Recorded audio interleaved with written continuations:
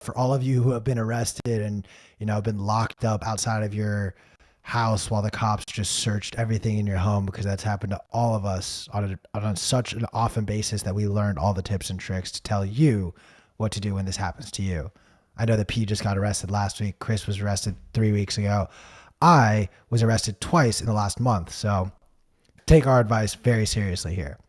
I was arrested for fishing without a license. This was before he went fishing today, by the way.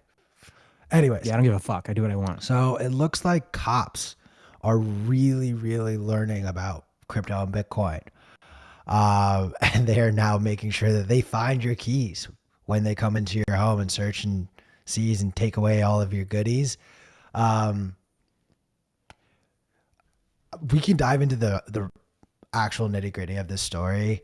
I just think it's really funny because we all know the truth that whenever a cop raids some sort of a drug house and you see like, oh, they found piles and piles of money. And then somehow every single time, if you ask the drug dealer, yeah, the news report said $8 million, but there was 20 million in the house. So either the cops didn't find stuff or they found everything.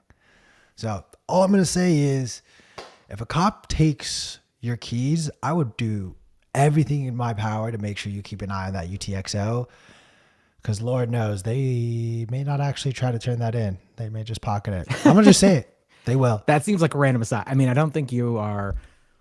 I hate cops. Wrong, I hate cops. Look.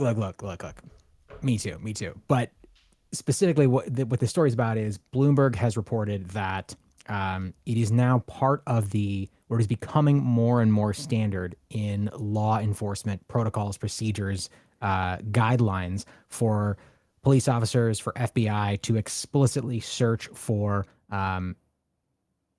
hardware wallets, seed phrases, and things like that as part of their standard, their SOP, their standing operating procedure when they are, arresting someone who is suspected of having digital assets. So it's super interesting. They've been way, way behind the 8 ball, and it's often misreported. Like, they'll claim that like, we seized like $10 million worth of assets. And then it turns out like, well, they didn't actually have the keys. So the person's in jail, but as soon as they get out, like they're gonna be able to do whatever the fuck they want with those assets, which is as it should be. But now they are getting a little bit more on the 8 ball.